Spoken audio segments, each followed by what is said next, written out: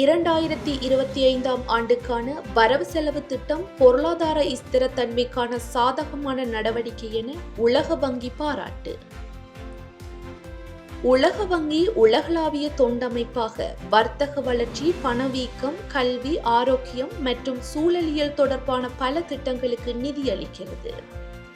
இதன்படி இலங்கையில் உலக வங்கியின் ஆதரவு பொருளாதார, சமூக மற்றும் சூழலியல் காரணிகளில் முன்னேற்றங்களை அடைய துணை புரிந்துள்ளது.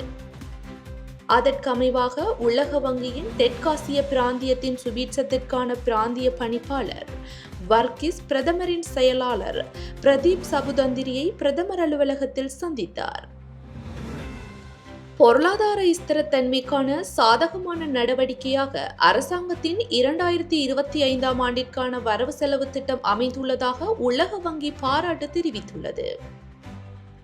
இதன்போது இலங்கையின் தற்போதைய பொருளாதார தொலைநோக்கு, தற்போது நடைமுறைப்படுத்தப்படும் சீர்திருத்தங்கள் மற்றும் உலக வங்கிக்கும் இலங்கை அரசுக்கும் இடையிலான ஒத்துழைப்பை மேம்படுத்துவதற்கான வழிகள் குறித்து கலந்துரையாடப்பட்டது. அத்துடன் இலங்கையின் கடன் மறுசீரமைப்பு செயல்முறையின் முன்னேற்றம் குறித்தும் உலக வங்கியின் பிரதிநிதிகள் நன்றி தெரிவித்தனர். மேலும் பயனுறுதி வாய்ந்த கொள்கை அமுலாக்கத்தின் முக்கியத்துவத்தை தூதுக்குழுவினர் வலியுறுத்தியதுடன் தடைகளின்றி சர்வதேச முகவர் நிறுவனங்களின் ஒருங்கிணைப்பை உறுதி செய்வதில் பிரதமர் அலுவலகத்தின் முக்கிய பங்கை உலக வங்கியின் பிரதிநிதிகள் சுட்டிக்காட்டினர்.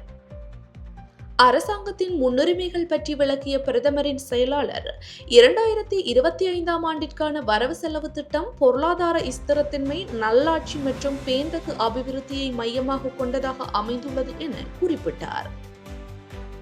அத்துடன் முதலீட்டை ஊக்குவித்தல், வர்த்தகத்துறைக்கான வசதிகளை வழங்குதல் மற்றும் டிஜிட்டல் மயப்படுத்தல் ஆகியவற்றில் அரசாங்கத்தின் அர்ப்பணிப்பு குறித்தும் பிரதமரின் செயலாளர் சபுதந்திரி விளக்கினார். ஊழலுக்கு எதிரான உறுதியான நிலைப்பாட்டுடன் பாதிக்கப்படக்கூடிய சமூக குழுக்கள் எதிர்கொள்ளும் சமூக பொருளாதார சவால்களை எதிர்கொள்வது முதன்மையான முன்னுரிமையாக உள்ளது என்றும் பிரதமரின் செயலாளர் வலியுறுத்தினார்.